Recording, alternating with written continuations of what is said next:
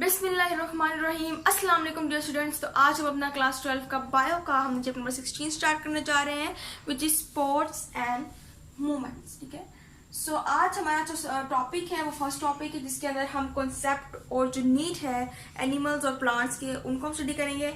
और जो मेन बात है कि हम स्पोर्ट जो है प्लांट्स के अंदर किस तरह से होती है उसको हम फर्दर स्टडी करेंगे। ठीक है, तो सबसे पहले हम कहते हैं कि प्लांट्स और एनिमल्स में स्पोर्ट्स और मूवमेंट का फर्क है या नहीं है। हम कहते हैं एनिमल्स और प्लांट्स दोनों लिविंग थिंग्स हैं, लेकिन एनिमल्स जो है वो मूव करते हैं और प्लांट्स जो मूव नहीं करते। ठीक है, लेकिन प्लांट्स के अंदर मूवमेंट शो होती है बाय द बायोकेमिकल रिएक्टिविटीज। ठीक है, उसके अंदर जो भी रिएक्शंस हो रहे होते हैं बायोकेमिकल, उसकी वजह से हमें प्लांट्स के अंदर भी मूवमेंट शो होती है। ठीक है, लेकिन फर्क ये है कि एनिमल हमारे पास लोकोमोशन करते हैं। लोकोमोशन मीन लोकेशन को चेंज करना। ठीक है, यानी वो इस लोकेशन पे है तो वो उठ के इस लोकेशन पे जा सकते हैं। लेकिन प्लांट की बात करते हैं तो प्लांट सिर्फ और सिर्फ मूवमेंट करते हैं। और मूवमेंट कैसी होती है कि अपनी ही जगह पर खड़े रहकर अपने अंदर बायोकेमिकल रिएक्शन जो है उनको डन करते हैं, और इस तरह जो हमारे पास मूवमेंट होते हैं कहते हैं वो प्लांट की अंदर, सो हम कहते हैं वो प्लांट मूवमेंट्स होते हैं। ठीक है, सो सबसे पहले हम स्पोर्ट्स जो है इन प्लांट्स के अंदर किस तरह से सपोर्टिंग होती है उसको हम स्टडी करते हैं। फर्स्ट ईयर में मैट्रिक में भी हमने स्टडी किया था कि प्लांट्स के जो मेन ऑर्गन्स हैं स्टेम, रूट्स, लीव्स। ठीक है ना, अब इसके अंदर स्टेम और रूट्स जो है वो तो हमारे पास सपोर्ट करते हैं प्लांट को किस तरह से कि रूट्स जो है वो एंकर करते हैं प्लांट को कि वो खड़ा रहता है सीधा। इसके अलावा स्टेम भी जो है वो भी एंकरिंग में काम आती है प्लांट्स की, क्योंकि वैसे प्लांट जो है वो सपोर्ट में रहता है। इसके अलावा इसके अंदर जो मेन बात हम पढ़ने जा रहे हैं सेकेंड ईयर में इस चैप्टर में, कि इसके अंदर एक प्रेशर होता है प्लांट्स के अंदर जिसकी वजह से इसको सपोर्ट मिलती है, और वो प्रेशर होता है जी टर्गर प्रेशर। टर्गर प्रेशर हमारे पास आता है ड्यू टू दी वाटर, यानी कि इसको हम हाइड्रोस्टैटिक प्रेशर भी कह सकते हैं। अब ये हाइड्रोस्टैटिक प्रेशर जो कि वाटर की वजह से होता है, ठीक है ना, अब क्या होता है कि जब हमारे पास वाटर प्लांट के अंदर एंटर होता है, उसके वैक्यूल्स के अंदर एंटर होता है, सो उसके अंदर प्रेशर ज्यादा होता है। ठीक है, उसके अंदर टर्जिडिटी जो है सेल्स की वो ज्यादा होती है, और सेल हमें पता है कि जब टर्जिड होते हैं तो हमारे पास कोई भी ऑर्गेनिज्म है वो क्या होगा, मजबूत होगा, स्ट्रॉन्ग होगा। तो जब हमारे पास टर्गर प्रेशर होता है, वाटर प्रेशर होता है इन द प्लांट्स और उनके सेल्स के अंदर, तो हमारे पास जो प्लांट्स हैं वो क्या होते हैं, स्ट्रांगली खड़े रहते हैं। यानी कि हम कहते हैं कि बहुत तेज हवाएं चलती है तो प्लांट जो है वो उखड़ के चले जाते हैं, उड़ जाते हैं, ठीक है ना, या फिर मुड़ जाते हैं। तो इस केस के अंदर ये नहीं होता कि जब हमारे पास टर्गर प्रेशर होता है उसके अंदर टर्जिडिटी होती है, ठोसियत होती है, तो प्लांट जो है वो मजबूत रहता है। ठीक है, उसको सपोर्ट जो है वो टर्गर प्रेशर की वजह से अच्छी मिल जाती है। इसके अलावा आपकी बुक में हमें दो तरह के सेल दिए हुए हैं, जिसके अंदर है कोलेनकाइमा सेल्स, काइमा एंड स्क्लेरेनकाइमा। ठीक है, अब ये दो सेल जो है ये प्लांट्स के अंदर वर्क करते हैं। कोलेनकाइमा सेल जो है वो सपोर्ट करता है बेबी प्लांट को। ठीक है ना, सी है हमारे पास, सी से चाइल्ड, आप याद रखें कि चाइल्ड प्लांट जो है, बेबी प्लांट जो है वो कोलेनकाइमा उसको सपोर्ट करेगा। ठीक है, और स्क्लेरेनकाइमा सेल जो है वो प्रेजेंट होते हैं अडल्ट प्लांट में, यंग प्लांट्स, वो उसको सपोर्ट करते हैं। ठीक है, अब हम कहते हैं कि हमारे पास collenchyma cells and sclerenchyma cells, इन दोनों सेल्स के अंदर, ठीक है, ये कंप्राइज करते हैं ऐसे सेल्स पर जिनके अंदर लिग्निन मौजूद होता है।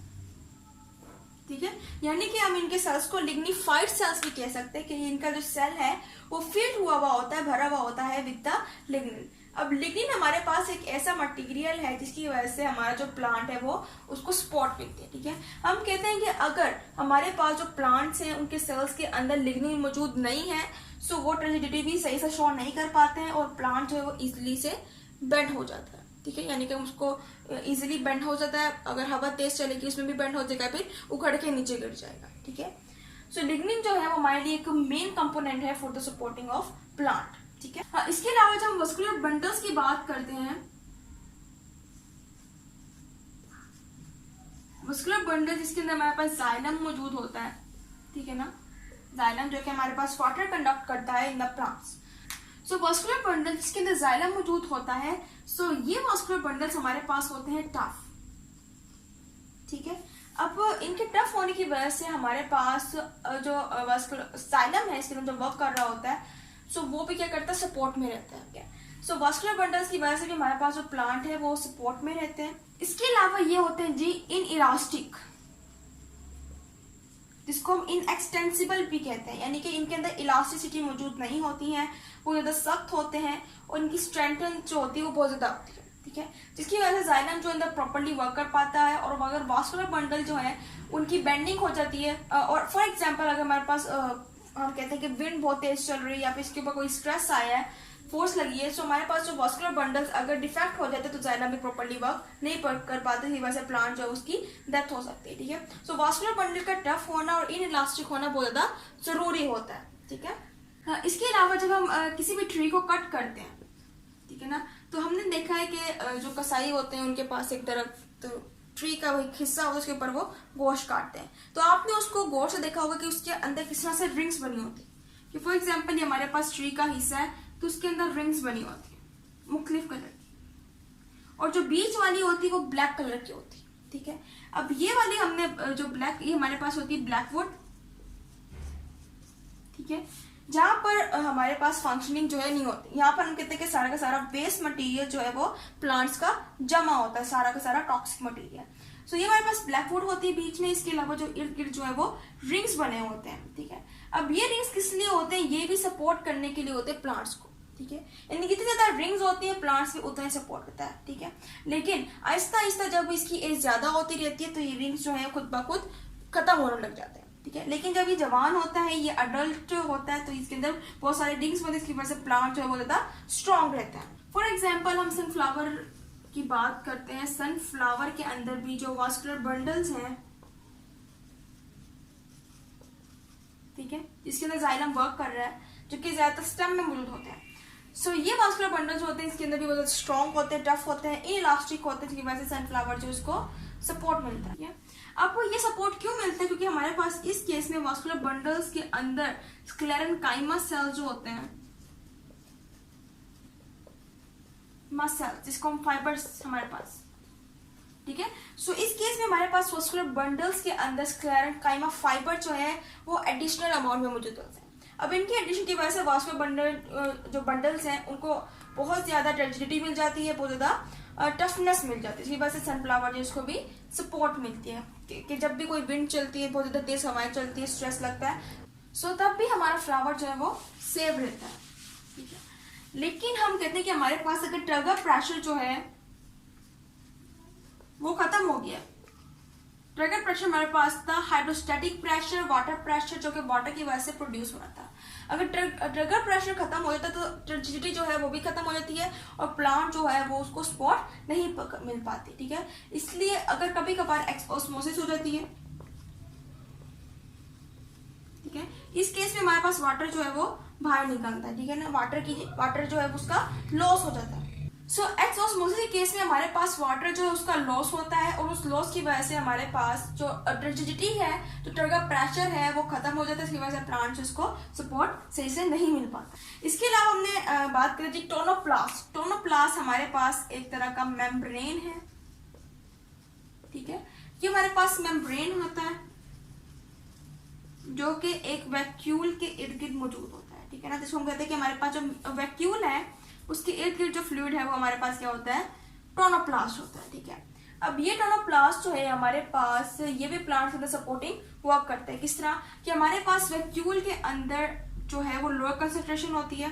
ठीक है, सो हमारे पास जो आइंस है वो हायर कंसेंट्रेशन की से लो कंसेंट्रेशन की वजह से वैक्यूल्स के अंदर मूव करते हैं। सो ये हमारे पास होता है टोनोप्लास्ट। ठीक है, सो हम कहते हैं कि वैक्यूल्स के अंदर हमारे पास जो टोनोप्लास्ट मेम्ब्रेन है उसके अंदर एक्टिव ट्रांसपोर्ट सिस्टम जो है वो ज्यादातर एक्ट करता है। और एक्टिव ट्रांसपोर्ट सिस्टम क्या होता है कि हमारे पास जो मटेरियल है हायर कंसेंट्रेशन से लो कंसेंट्रेशन की तरफ मूव करता है। ठीक है, अब इसका एक्टिव ट्रांसपोर्ट सिस्टम होने की वजह से हमारे पास जो ग्रेट अमाउंट ऑफ आइंस है वो क्या करते हैं, हायर कंसेंट्रेशन से लोअर कंसेंट्रेशन की वजह से क्या करते हैं, वैक्यूल्स के अंदर मूव करते हैं। ठीक है, और हम कहते हैं कि जिस डायरेक्शन में आइंस जो मूव करते हैं उसके साथ साथ हमारे पास वाटर जो है वो भी मूव करता है। तो जब हमारे पास आइंस वैक्यूल के अंदर मूव करते हैं उसके साथ साथ वाटर जो है वो भी वैक्यूल के अंदर एंटर होते हैं। ठीक है, सो वाटर की एंट्री की वजह से हमारे पास जो वैक्यूल है वो क्या होता है, टर्जिट हो जाता है।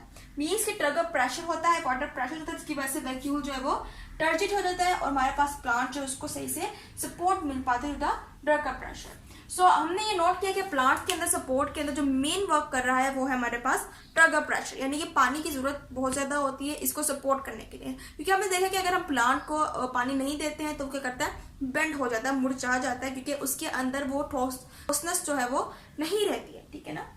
सो ये था आज का हमारा लेक्चर। उम्मीद आपको लेक्चर समझ आएगा। इस चैनल लेक्चर में मजीद जो इसके सेल्स थे, कोलेनकाइमा और स्केलेनकाइमा, तो हम उसको फर्दर डिटेल में स्टडी करेंगे। सो तब तक के लिए अल्लाह हाफ़िज़।